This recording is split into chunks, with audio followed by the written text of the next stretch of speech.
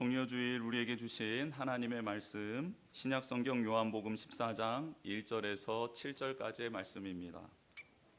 신약성경 171면에 나와 있는 요한복음 14장 1절에서 7절까지의 말씀을 한 절씩 교독하도록 하겠습니다. 너희는 마음에 근심하지 말라. 하나님을 믿으니 또 나를 믿으라. 내 아버지 집에 거할 것이 많도다. 그렇지 않으면 너희에게 일렀으리라. 내가 너희를 위하여 거처를 예비하러 가노니 가서 너희를 위하여 거처를 예비하면 내가 다시 와서 너희를 내게로 영접하여 나 있는 곳에 너희도 있게 하리라. 내가 어디로 가는지 그 길을 너희가 아느니라. 도마가 이르되 주여 주께서 어디로 가시는지 우리가 알지 못하거늘 그 길을 어찌 알겠사옵나이까. 예수께서 이르시되 내가 곧 길이요 진리요 생명이니 나로 말미암지 않고는 아버지께로 올 자가 없느니라. 같이 읽겠습니다. 너희가 나를 알았더라면 내 아버지도 알았으리로다. 이제부터는 너희가 그를 알았고 또 보았느니라. 아멘. 오늘은 종려주일입니다. 종려나무 가지는 곱고 수려해서 그 아름다운 외형 때문에 그 종려나무 가지에 담긴 뜻이 이렇다고 합니다. 영광, 아름다움, 기쁨과 승리라는 뜻이 그 종려나무 가지에 담겨 있다고 합니다. 그래서 종려나무 가지는 개선하여 전쟁에서 승리한 영웅들을 환영할 때 흔들어댄 가지입니다. 그 가지를 지금 예수님께서 예루살렘 성에 입성하는데 막 흔들어대는 겁니다. 무슨 의미가 담겨 있을까요? 예수님, 저를 구원해 주십시오. 어디에서 구원해 달라는 걸까요? 이 정치적인 압박에서부터 구해 주십시오. 힘들어 죽겠습니다. 구해 주십시오. 남자친구가 없습니다. 남자친구를 주십시오. 직장이 없습니다. 직장을 좀 주십시오. 지금 너무 사업이 어렵고 힘듭니다. 도와주시옵소서. 몸 아픈 사람들도 종려나무 가지를 흔들었을 겁니다. 저를 치료해 주십시오. 저를 회복시켜 주십시오 하면서 종려나무 가지를 막 흔들어대는 겁니다. 그러면서 외쳐대는 거죠. 호산나, 호산나, 호산나 외쳐댑니다. 호산나라는 뜻은 우리를 구원하여 주십시오라는 뜻입니다. 그런데 죄에서부터 그들을 구원하기 위하여 입성하시는 예루살렘으로 가시는 예수님과는 다르게 그곳에 있는 사람들은 나의 상황, 형편, 아픔, 고통, 질고 이 사회적인 체제 여기에서부터 나를 구원해 달라고 호산나를 외쳐 부르고 있습니다. 본래 이 호산나는 이스라엘 백성이 유대인들 3대 절기 중에 하나인 초막절 때 제단을 돌면서 외쳤던 찬양입니다. 하나님 저를 구원해 주십시오. 우리를 구원해 주십시오. 초막절은 어떻게 생겨난 절기이죠? 출애굽한 이스라엘 백성이 40년 동안 광야에서 천막을 치면서 텐트를 치면서 살지 않았습니까? 그래서 이스라엘 백성은 40년 광야의 시절을 지내는 동안 하나님께서 우리를 지켜주셨지, 우리와 함께 하셨지, 그 은혜를 기억하며 그 하나님께 감사와 찬양의 고백을 드렸던 겁니다. 하나님 여전히 우리를 구원하여 주실 분은 하나님밖에 없습니다.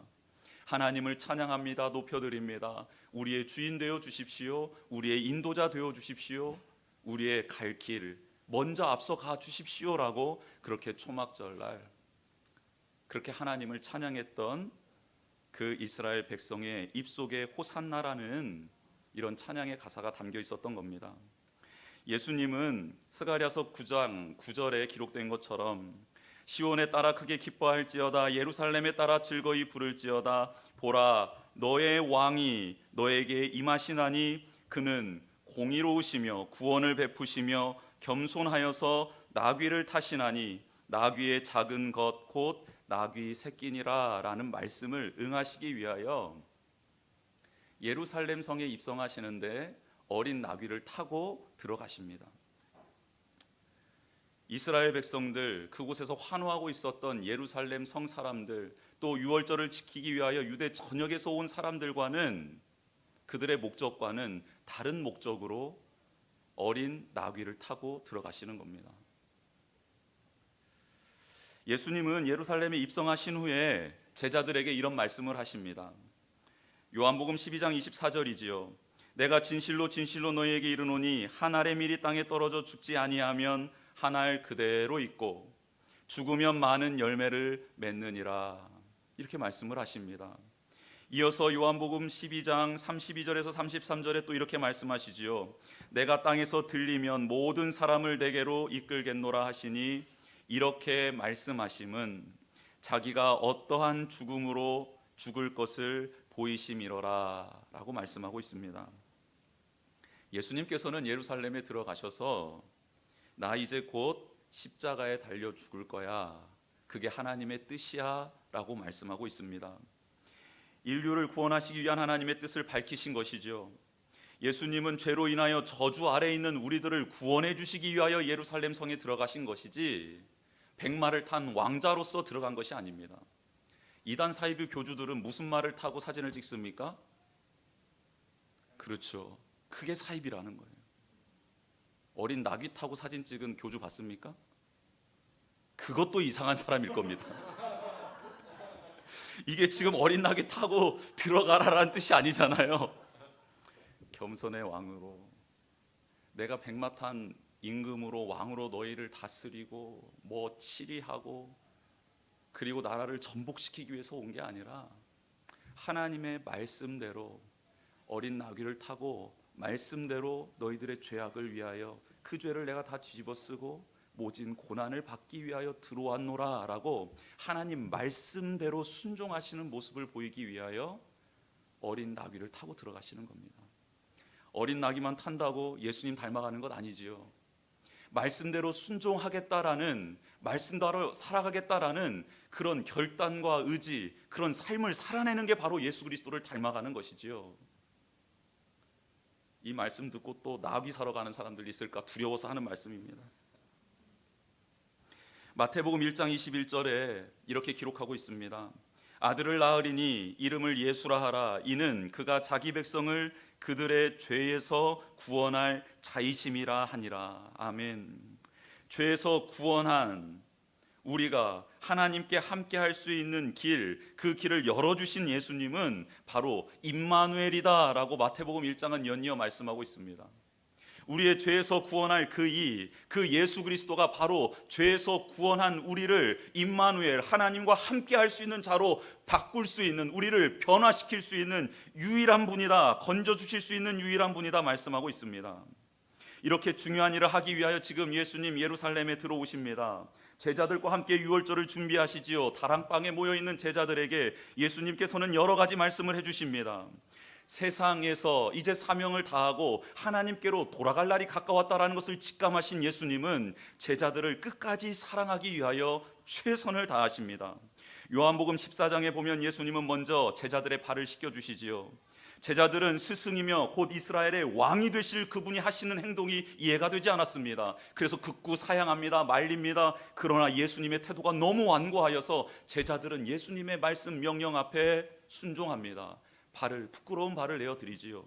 예수님 그 발을 닦아주십니다. 그러면서 서로 사랑하고 섬기며 나아갈 것을 말씀해 주십니다. 이후에 더욱 혼란스러운 말씀을 하십니다. 요한복음 13장 21절입니다. 예수께서 이 말씀을 하시고 심령이 괴로워 증언하여 이르시되 내가 진실로 진실로 너희에게 이르노니 너희 중 하나가 나를 팔리라 하시니, 제자들 중에 한 사람이 나를 팔게 될 것이다라는 너무나도 이해할 수 없는, 그리고 너무 무겁고 너무 당황스러운 말씀을 예수님께서 제자들에게 하십니다. 제자들 웅성거리죠. 도대체 누가 판다라는 거지? 너냐? 나 아니야. 너는? 나도 아니야. 이때 베드로가 머릿짓을 합니다. 예수님이 사랑하시는 제자에게 머릿짓을 하며 너 예수님께 빨리 한번 물어봐라 라고 사인을 보내지요. 그래서 그 예수님이 사랑하시는 그 제자가 예수님께 물어봅니다. 예수님, 도대체 누가 예수님을 판다고 그러십니까? 그러자 예수님이 떡 한 조각을 적셔서 주는 자 그가 나를 팔게 될 것이다 라고 말씀하시며 떡 한 조각을 적셔서 가룟 유다에게 주시지요. 여러분, 예수님은 자신이 팔자를 정확하게 알고 계셨지요. 그런데 그 가룟 유다의 발을 씻어 주셨습니다. 돌이키라는 사인이지요. 또 사랑하는 제자가 물었을 때 누가 예수님을 팔 것 같습니까? 라고 묻는 그 질문에 예수님은 빵을 적셔서 떡을 적셔서 주는 자가 그렇게 될 것이다 라고 해서 가룟 유다에게 다시 한번 말씀해 주시지요. 너 나를 팔게 될 것이다. 그러나 돌이켜라 라는 사인이었습니다. 정신이 없는 상황, 혼전 속에서 예수님은 제자들에게 새 계명을 주시지요. 너희는 서로 사랑해라. 내가 너희를 사랑한 것 같이 너희도 서로 사랑하라 라고 새 계명을 주십니다. 이 새 계명이라는 계명을 받는 순간 베드로가 예수님을 향한 마음, 예수님을 향한 눈빛이 바뀝니다. 어떻게 바뀝니까? 아니, 왜 예수님 이렇게 마치 우리와 떠날 사람인 것처럼 행동하시지? 말하시지? 베드로의 마음 가운데 그런 마음이 들었습니다. 꼭 어디로 갈 것처럼 행동하시는 예수님께 다가가 베드로가 이렇게 질문합니다. 예수님, 도대체 어디로 가십니까? 라고 질문합니다. 걱정이 됐던 것입니다. 그동안 예수님을 따랐던 수고와 노력이 물거품 될 것 같아서 두려운 마음에 예수님께 묻는 겁니다. 예수님, 왕이 되셔야지요. 이스라엘 다스려야 되잖아요. 지금 왕궁으로 들어가셔야 되잖아요. 왕자에 앉으셔야 되잖아요. 그래서 저 옆에 앉게 해주셔야 되잖아요. 어디 가시겠다는 겁니까? 이렇게 묻는 겁니다. 여러분, 우리가 예수님을 따르는 목적이 도대체 뭡니까? 오늘 종려주일에 와서 호산나 찬양하며 나를 위하여 십자가 지신 그 예수님을 찬양하며 그 영광을 찬양하며 나를 보배롭고 존귀하게 여기시는 그 예수님을 높여드리는 이유가 도대체 무엇입니까? 예수님 도대체 어디로 가십니까? 그 묻는 저희가 무엇입니까? 한번 생각해 봤으면 좋겠습니다. 예수님은 그런 베드로에게 베드로가 제자들의 마음을 대변하여 말했기에 제자들을 향하여 이렇게 말씀하십니다. 지금은 내가 가는 곳에 따라올 수 없으나 나중에는 따라올 수 있게 될 거다라고 말씀하십니다. 그렇지요. 예수님은 지금 왕궁으로 들어가시는 것이 아닙니다. 잔치집으로 들어가시는 게 아니에요. 나라를 전복시켜서 새 시대를 여는 그런 자리로 나아가는 게 아닙니다. 예수님이 지금 가고 있는 곳은 어디일까요? 그렇지요. 바로 그곳은 골고다 언덕, 십자가 형틀로 지금 예수님께서 나아가고 있습니다. 지금은 너희들이 나를 따라올 수 없을 것이다. 그렇죠. 제자들 다 흩어졌습니다. 그러나 후에는 따를 것이다. 예, 성령님이 임하시고 예수님이 왜 오셨는지를 깨닫게 되었을 때는 그들 모두가 다 순교의 자리에 나아갈 수 있게 되었던 것이죠. 여러분, 지금 우리는 따라갈 수 없을 수 있습니다. 그러나 주님께서 우리에게 말씀 주시는 거예요. 너희들이 지금은 따를 수 없을 거야. 너희들은 지금 나와 함께 할 수 없을 거야. 그런데 너희들은 나와 결국은 함께 할 거야 라고 말씀해 주십니다.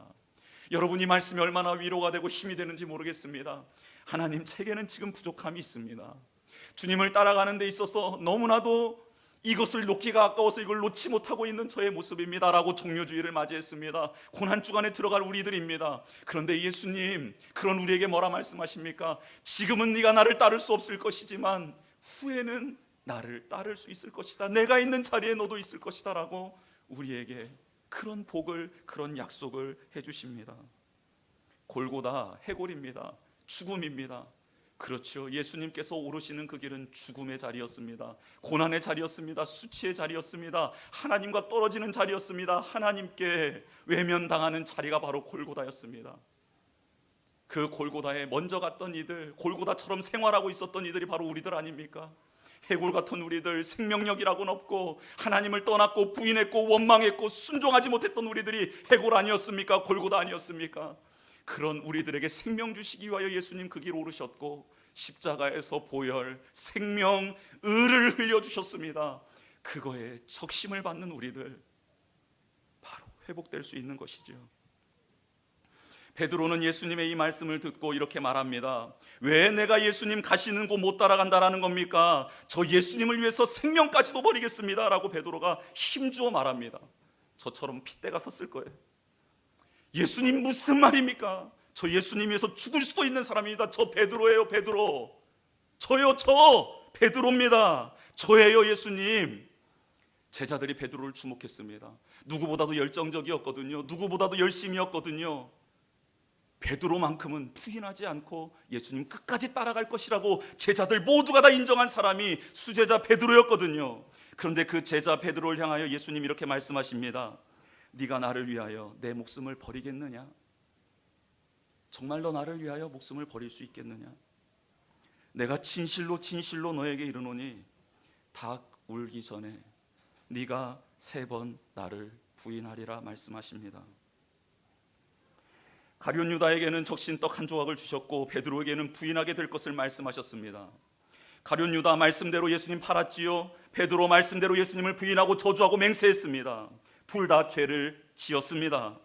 그러나 그 순간 예수님께서 떡을 적셔서 주실 때의 그 눈빛을, 그 마음을 알았다면, 베드로가 그렇게 호언장담할 때 예수님께서 베드로에게 그러나 네가 나를 부인할 것이다 라는 그 눈빛을, 마음을, 목소리를 들었다면 그 순간 어떻게 할 수 있겠습니까? 그렇죠. 말씀대로 예수님을 팔았지만, 말씀대로 예수님을 부인하고 저주하고 맹세했지만, 그러나 그 예수님의 마음은 돌이키라는 마음 아니었겠습니까? 돌이키라고요. 그 순간 내가 예수님을 팔아버렸고 판 돈을 가지고 대제사장 그뜰에 던져 넣었을 때, 그때 예수님께서 내게 떡을 적셔 주시며 말씀해 주셨던 표정과 눈빛을 기억하라고요. 예수님을 부인했을 때, 3번 부인했을 때, 저주하고 맹세하고 그렇게 하나님을 모른다고, 예수님을 모른다고 했을 때, 그때 예수님의 말씀을 기억하고 그 눈빛을 기억하고 회개하라고 말입니다. 이게 예수님의 본심 아니었겠어요?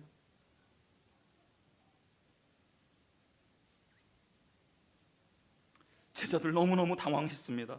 제자들 중에 가장 박력 있고 열정이 있었던 베드로, 무엇이든지 다 할 수 있을 것 같았던 그가 예수님을 부인하게 될 것이라니.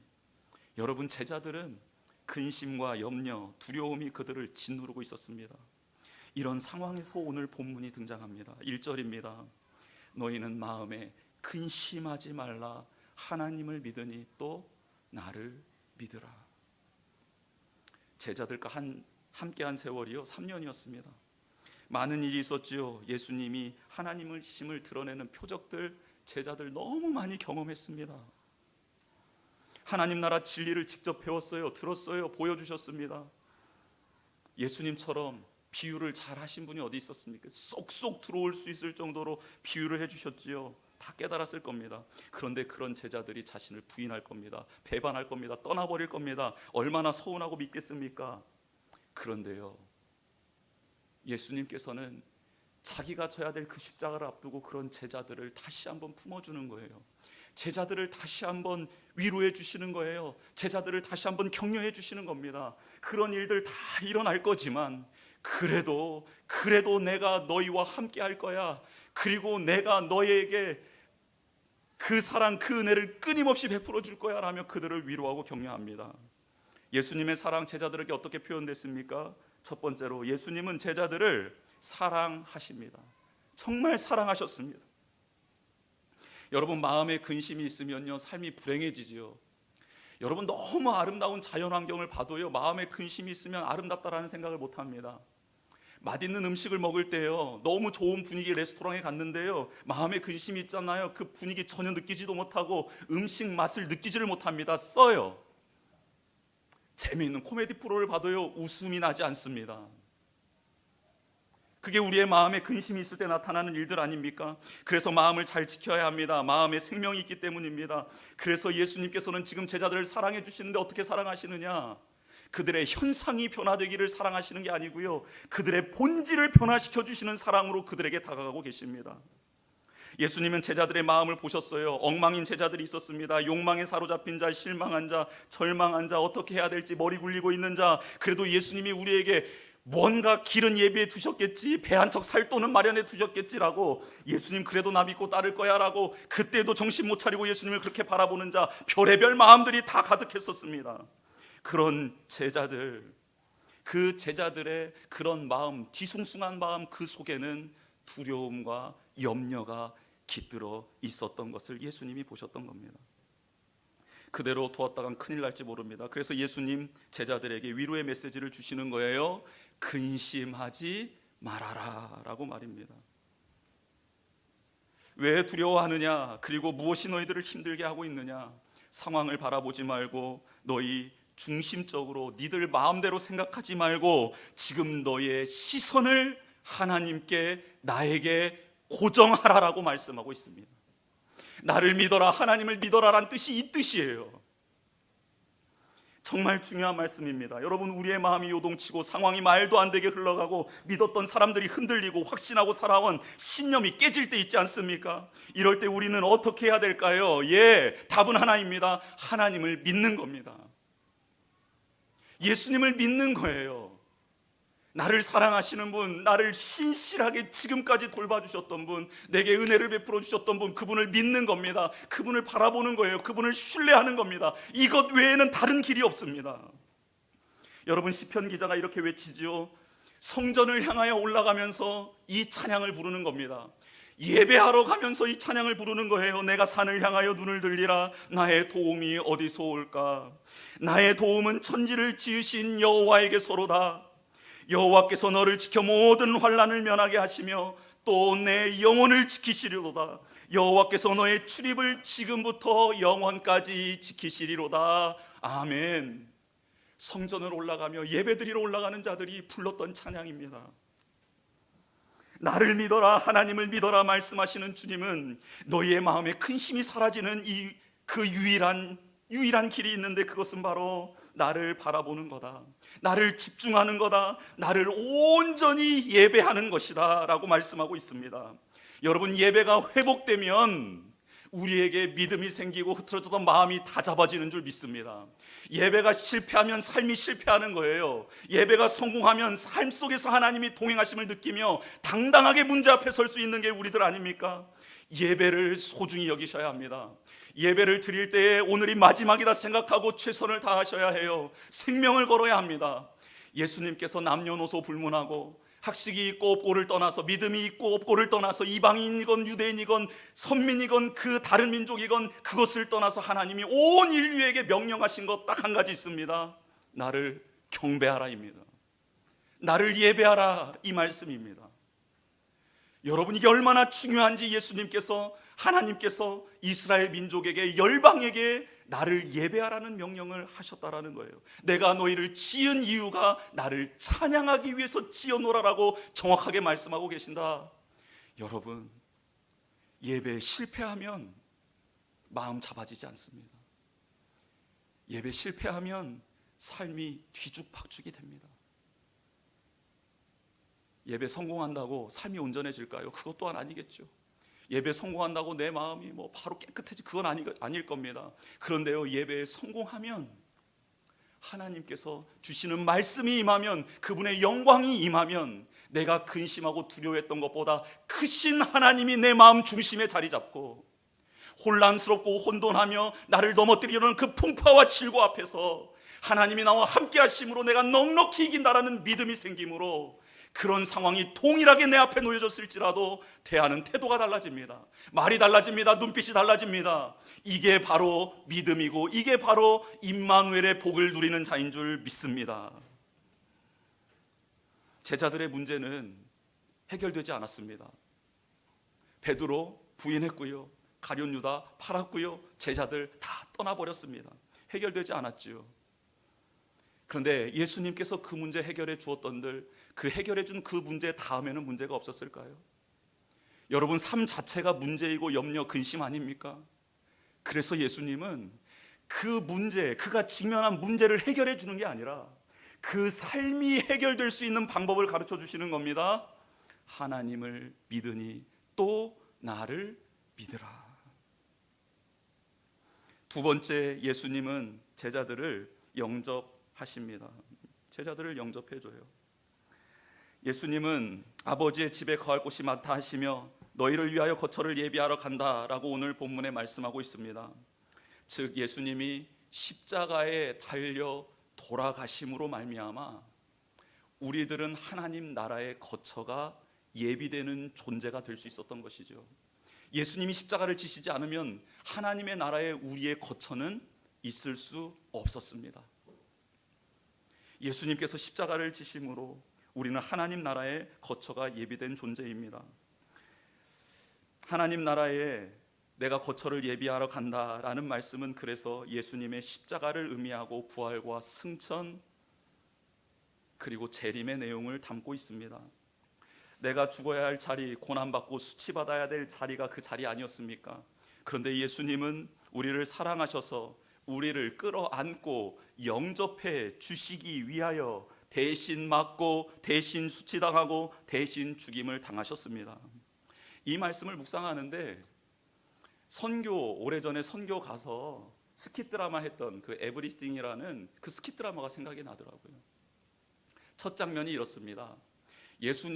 하나님이신 예수님이 사람을 만드시죠. 사람을 만드시고 난 다음에 너무 즐거운 시간들을 보냅니다. 그런데 그만 그 사람을 유혹하기 위하여 사탄들이 돈을 들고 술을 들고 쾌락을 들고 마약을 들고 찾아옵니다. 예수님과 함께 즐거운 시간을 보내고 있었던 이 사람이 그만 사탄의 유혹에 넘어가서 돈을 쫓아 삽니다. 술에 취해 삽니다. 마약에 취해 삽니다. 결국 자해를 하기 시작하죠. 그러다가 정신을 차립니다. 번쩍 정신이 드는 거예요. 아, 지난날 나와 함께 하셨던 하나님과 함께 했을 때 내가 행복했었는데 내가 왜 이런 처지에 있는 거지 하면서 그 주님을 기억하며 그 예수님께 돌아가려고 방향을 트는 순간 지켜보고 있던 사탄들이 그 사람에게 달려들어서 그를 죽일 듯이 달려들어서 그를 괴롭히기 시작합니다. 빠져나가고 싶은데 빠져나갈 힘이 없어요. 주님께 가고 싶은데 갈 힘이 없어요. 예수님께서는 그 사랑하는 딸을 아들을 바라보면서 끊임없이 끌어당기시는데 그것도 한계가 있습니다. 그러자 예수님께서 그 사탄과 그 사람 사이를 가르고 들어오셔서 사랑하는 딸, 사랑하는 아들을 보호해 주시고 사탄의 공격을 다 받기 시작하시죠. 십자가의 죽으심입니다. 결국 예수님께서 승리하십니다. 십자가의 고난, 십자가의 죽음, 십자가의 수치를 다 담당하신 예수님이 사탄을 물리치고 승리하십니다. 사탄들은 다 나가 떨어지지요. 숨조차 쉴 수 없었던 그 사랑하는 하나님의 주님의 자녀인 그 자녀는 일어나서 호흡을 가다듬습니다. 그리고 자기를 찾아오신 그 예수님, 자기의 죄를 다 뒤집어 쓰시고 죽으신 그 예수님의 손을 붙잡고 그 품에 안겨 다시 기쁨이 회복되고 감사가 회복되는 그런 드라마의 내용이었습니다. 매번 볼 때마다 눈물이 납니다. 매번 생각할 때마다 감동이 옵니다. 하나님은 예수님이시고 예수님은 하나님이시다라고 오늘 본문도 나와 있습니다. 창조하셨고 그리고 우리를 사랑하셨고 지금도 사랑하시며 죄악에 죽어가는 것을 막아주시기 위하여 자신의 생명을 주어 우리를 건져주신 그 주님이 지금 우리를 영접해 주고 계십니다. 그 품에 품어주시고 계십니다. 그리고 모든 고난과 수치는 내가 받을 터이니 너는 내 안에서 평안을 누려라 라고 말씀하시며 우리를 안아주고 계십니다. 이사야 49장 15절 16절에 이런 말씀이 있습니다. 여인이 어찌 그 젖먹는 자식을 잊겠으며 자기 태에서 난 아들을 긍휼히 여기지 않겠느냐. 그들은 혹시 잊을지라도 나는 너를 잊지 아니할 것이라. 내가 너를 내 손바닥에 새겼고 너의 성벽이 항상 내 앞에 있나니. 아멘. 하나님께서 이제 멸망하고 이제 포로로 잡혀가고 흑암 속에 있을 이스라엘 백성들에게 회복의 메시지를 주면서 너희 부모가, 너희 엄마가 너를 잊을지라도, 혹 자녀를 잊는 일이 있을지라도 나는 너희들을 잊지 않겠다. 그리고 너희들의 이름을 나의 손바닥에 새겨놓겠다. 약속해 주셨습니다. 예수님께서 우리의 이름을 당신의 몸에 새겨주셨지요. 예수님이 채찍 맞으시고 찢기신 그 살 속에 우리의 이름이 들어가 있는 것 아닙니까? 예수님이 찔림 받으신 그 창자국 안에 우리가 들어가 있는 것 아닙니까? 예수님이 가시면류관 쓰시고 구멍난 그 머리, 그 살 속에 우리의 이름이 새겨져 있는 것 아닙니까? 그래서 하나님이 그 처절한 고통받으신 당신의 아들을 끌어안으면서 그 상처 속에 대신 당한 그 고난 속에 들어가 있는 우리 이름을 보시고 우리를 받아주시는 것 아닙니까? 예수님 때문에 우리를 받아주시는 것 아닙니까?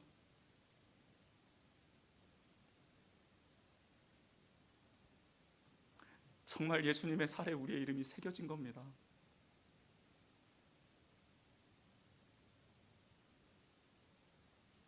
그래서 예수님을 믿음으로 구원을 받는 것이지요.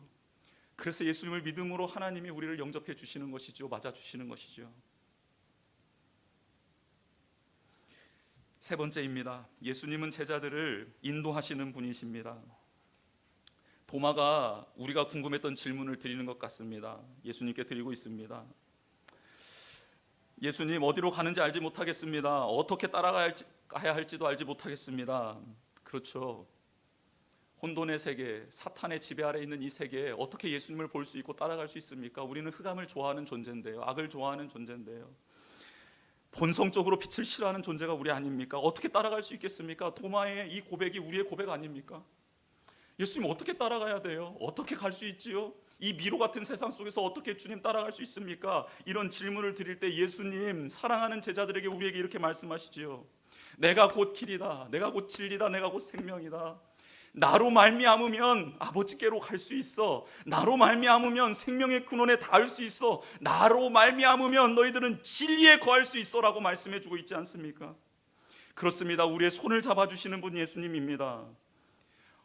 어두운 가운데 있을 때 빛으로 우리에게 다가오셔서 길을 보여주시는 분이 예수님이십니다. 예수님 하나님이시지요. 완전한 신입니다. 모든 것을 아시고 모든 것을 하실 수 있는 분입니다. 그래서 예수님이 십자가에서 달려 고난받고 죽으신 후에 부활하신 후에 승천하신 다음 성령님이 오셔서 우리 가운데 거하십니다. 성령님이 우리 가운데 하시는 일 뭡니까? 그렇죠. 그 예수님을 받아들일 수 있게 해주시는 거예요. 그 예수님이 우리의 죄를 다 짊어지고 돌아가셨고 예수님의 의가, 예수님의 생명이 우리에게 들어왔노라는 것을 깨닫게 해주신 분이 성령님 아닙니까? 그리고 성령님이 예수님이 하신 말씀을 기억나게 해주십니다. 예수님이 하셨던 말씀들을 깨닫게 해주십니다. 하나님의 말씀을 순종할 수 있도록 힘을 주십니다. 그 길을 걷는 자에게 능력도 주시고 은사도 주시고 열매도 맺게 해주시는 분이 성령님 아닙니까? 그렇죠. 우리는 갈 수 없습니다. 우리는 그 길을 들어설 수도, 그 길을 갈 수도, 그 길을 끝맺힐 수도, 마지막까지 정진할 수도 없습니다. 그런데요, 예수님이 보내주신 그 성령님이 우리의 손을 이끌어 주실 줄 믿습니다. 우리의 생각, 마음을 정할 수 있도록 도와주실 줄 믿습니다. 그 주님의 길을 걸어가는데 수많은 공격 가운데 우리를 보호해 주시고 이길 수 있는 말씀을 주시고 이길 수 있는 기도의 자리를 주시고 이길 수 있는 봉사의 자리를 주시고 예배의 자리를 주셔서 거뜬히 하나님께서 약속하신 그 생명을 얻을 수 있도록 우리를 붙들어 주실 줄 믿습니다. 주의 말씀은 내 발의 등이요 내 길의 빛이니이다. 여호와는 나의 목자시니 내게 부족함이 없으리로다. 나의 힘이 되신 여호와여, 내가 주님을 사랑하나이다. 주님을 사랑하나이다. 이 말씀들이 우리를 이끌고 인도하고 지켜주실 줄 믿습니다. 같이 기도하는 시간 갖겠습니다. 십자가 그 사랑 멀리 떠나서 무너진 나의 삶 속에 잊혀진 주은혜, 돌같은 내 마음 어루만지사